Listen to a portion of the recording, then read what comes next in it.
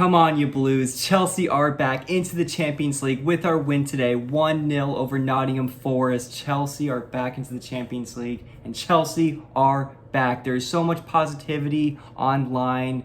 It seems like everybody's just, I don't see as much Enzo Maresca hate, and deservedly so. Nobody's really getting any hate at all. This is a great, joyous time for Chelsea fans. We had a prediction before this game facing Nottingham Forest that it would be an end-to-end game because Nottingham Forest had to give their all. They're in 7th place, and that they were going to probably go outside their game plan and attack us right from the start. Now, it was not that way. It was very much a chess match. But when you play Nottingham Forest, they're going to sit back in their low block. They're going to make it really hard to break down their defensive line.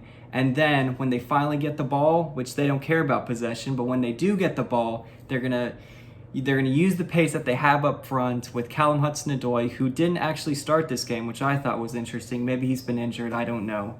Somebody would have to tell me. But with the pace that they have up front with Callum Hudson-Odoi and Anthony Elanga, said it very much turned out to be a chess match. Now, let me explain what this means for us. Or everybody already knows, but why there are so many positives to making the Champions League. Number one, the most obvious one, we are going to have Champions League nights back at Stamford Bridge under the lights. It is going to be so good to see that again. And the last game I really remember from the Champions League was under Graham Potter against Borussia Dortmund. It was such a great game to watch. Kai Havertz and Raheem Sterling both scoring in that game in the second leg to create a comeback to move on to the quarterfinals against Borussia Dortmund. It was a great game to watch, and I'm so glad we are getting it back at Stamford Bridge next season. And especially it'll be interesting to see how we do in this new format, because this will be the first time we play in this new format. I mean, that's how it was for every team this season, but we weren't in it, so we will see that next season. It's not just a huge joyous occasion. Well, it is, but this also means huge financial ramifications. What I mean by that is I think we get somewhere near 100 million just for qualifying for the Champions League. So we're going to get that money into our club, hopefully sort out our financial situation. But we are also going to get, we don't have to worry about the signings that we are going to get. We do, but we can now go after the Victor Osimhens, the Rodrigos, all of those other quality signings that we've been linked with. We can now get those players, hopefully, because they definitely want to be They definitely want to be playing Champions League. That's for sure. So yeah, it's very exciting to see that we're going to have a much better transfer window this summer. I'm very excited who we sign. I do think that the ownership will still sign some youngsters just because that's how they want to set this club up. But I do think that they're going to go after some big names. And I really hope that they do, because I honestly think that the squad that we have right now, we're just a couple or a few big signings away from fighting for the Premier League title, fighting for a Champions League. We are very much capable of fighting for these big trophies now. We just need a couple or few more signings, and the ownership needs to realize that. Now, moving on, the main point I want to talk about in this video, Chelsea deserved Champions League football. There are so many pundits and so many people online that were just crapping on Chelsea and saying that we are going to miss out. We don't deserve Champions League football. Just because we play Liverpool right after they won the title and we got to win against them, we just don't deserve that win. Just because Manchester United have nothing to play for, we didn't deserve those 3 points even though we won it. I'm really fed up with how Chelsea Football Club have been talked about over the last week or so before this game, saying that we're just going to miss out. Aston Villa are going to make it. Nottingham. I don't see how Chelsea are actually going to win against Nottingham Forest away at home, which they do bring up a point. I mean, going away at Nottingham Forest on the final day with such a young team, an inexperienced team that we have, I can understand it. But to just write us off already, I don't know about that. And I'm actually going to get into this. Enzo Maresca is saying a lot of the things that I am saying right now. Actually, I'm going to go into it right now. I loved Enzo Maresca's comments after the game in the press conference, but I'm going to... There was a question asked to Enzo Maresca asking, were there any doubts about your players? Could they actually win this game and just solidify their place in the Champions League next season? And he He answers with this. Oh my gosh. And he answers with this. I didn't have any doubt about the players. The doubt was from the outside. All the ones that have the answers or the ones that have the truth, they were saying that we are too young, that we are not good enough, that we are waiting for Aston Villa to drop points for us to achieve the Champions League. They were saying that we are not able to win on this pitch because we are too young, because we are not experienced. Unfortunately for them, they have all been wrong. All the ones that have the truth and have the answers to everything. So in English, how you say F off to all of them because the players deserve that. The effort they have been doing is fantastic. And I love that Enzo Maresca's most iconic moment yet, he saves for the very end of the season when we qualify for Champions League. How do you say it in English? F off to all of them that said that. Because it's true. The players really deserve this. Yeah, we're a young team, but at the end of the day, it's just the result. It doesn't matter about how old everybody is, how inexperienced we are. And I love that Enzo Maresca came out with this, kind of crapping on everybody that just didn't think we were going to make it into the Champions League, even though we were already above the line for Champions League qualifications before the day even started.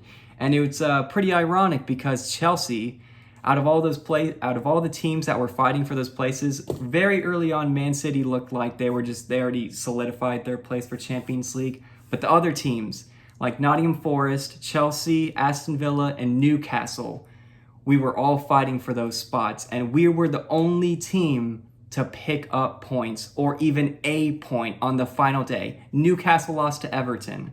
Aston Villa lost to Manchester United. And obviously Nottingham Forest lost to us. And it's just so ironic that we are the one, we went onto that pitch, we made sure that we're not going to wait around and see what happens in the other games. No, we're just going to go out and win this on this pitch and get ourselves the Champions League qualification. Huge win for this Chelsea Football Club. This is going to be a massive confidence boost. Moving on, I could talk about what happened in that Aston Villa versus Manchester United game. There was a lot of controversy over that Morgan Rogers goal, or wasn't a goal, it was disqualified, but obviously the ref called the whistle before the ball actually entered and hit the net, so VAR could not get allowed in the decision making of that. Moving on,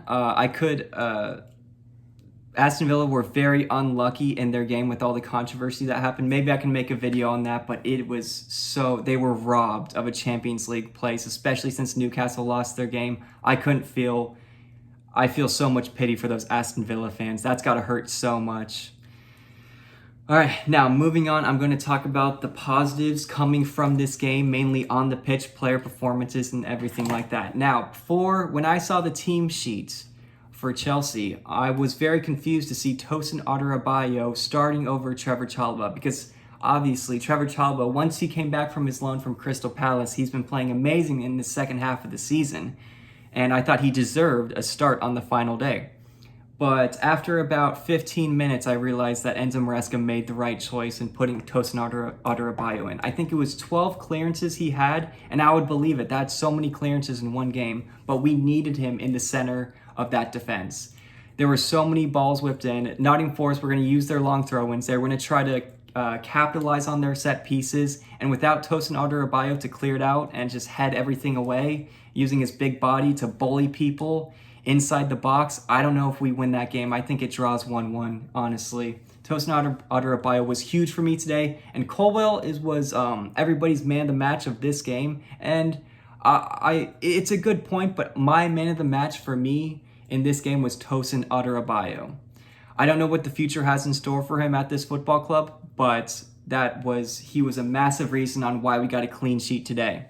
And obviously now moving on, Levi Colwill also deserves a positive. I don't know what he rated, but I'd give him an 8 in this game. He was amazing. He scored the goal. He arrived at the back post and scored it, which was great positioning and timing by him to not be offside and just to be there to score the goal that eventually wins us the 3 points.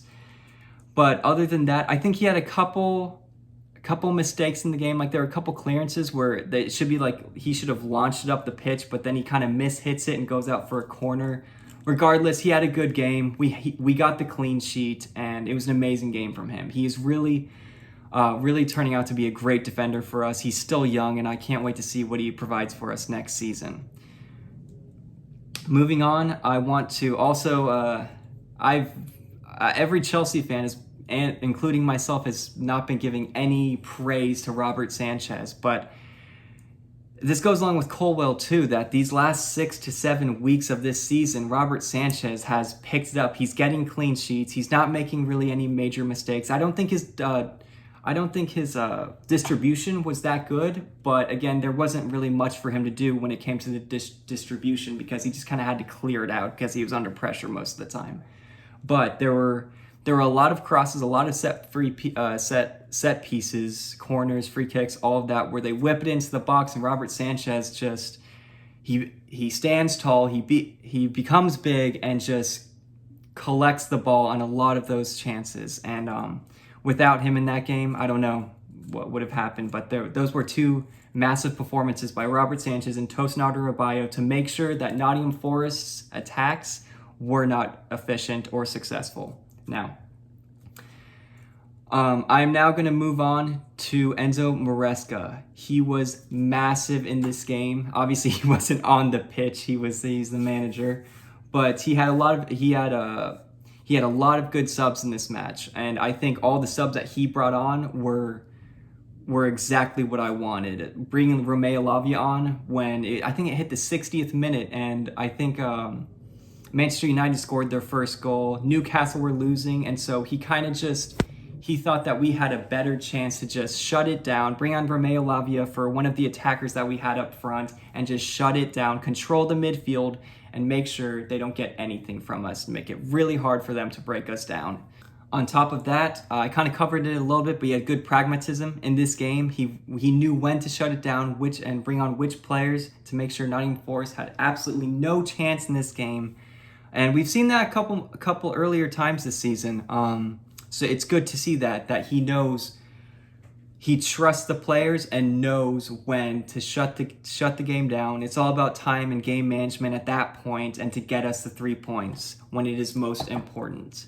Now, moving on, I'm going to go on to Malo Gusto, who I think he only played maybe 15-20 minutes in this match, but he had a great game. He didn't really put a foot wrong, but when he came onto the pitch, he was everywhere. He was bombing down the right flank, and he was also getting back on defense, made a couple interceptions, made a couple of tackles, and mainly just wasted so much time. He didn't create any chances, and he didn't do anything huge for us, but regaining possession of the ball and bombing down that right flank was just wasting time off the game. So I think he was huge in this match. I just wanted to include him because I really do think he had a big part in this game, even though he didn't play much. Next, I'm going to go on to Reece James. Obviously, I think he was great in this match. I don't think he was anything exceptional. Didn't really do anything attacking-wise, but I like what I saw on defense. He had when Callum Hudson-Odoi came onto them, I thought maybe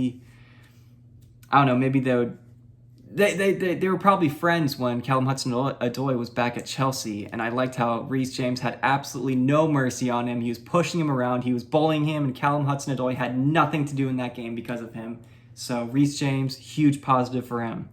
And lastly, I think this goes to the whole team, but just gritting it out for 3 more points to get his Champions League football. It was not a pretty game, not in the slightest, but we knew what we had to do. There was a job, a mission to be done, and we did it. And now we have Champions League qualification. Now, obviously, the season isn't over, but if it ended today, I would be completely happy with this season for Chelsea Football Club. I do think it's already been successful, even though we have a Club World Cup and Conference League final to play for. I think a lot of Chelsea fans will agree with me, though, today. I would so much rather us win against Nottingham Forest than winning on Wednesday against Real Betis in the final. Yes, trophies are huge, but I think qualifying for Champions League is much more important to this club right now than anything else. I really do. And I'm going to end this video today just talking about what direction we're heading in now. We've been talking about this project that we've had over the last 3 years, and we haven't seen any positives coming from it, but it seems today we might have actually gotten over the hill. We might have actually gotten away from this bad spell that we've been in. And I'm not saying there's gonna be tough times next season. It might be a bit of a failure of a season, but we are making progress now. We are seeing progress with the players. We have now finally held on to a manager for at least one season, and he's going to be managing next season. So maybe we have actually found a system that works for us. Albeit it might be a little bit boring to watch, but if it's a system that wins us games, it's a system we need. Now, thank you for watching, everybody. Like, comment, or subscribe. I don't care. Do whatever you want. It's such a joyous day, and goodbye, you Blues.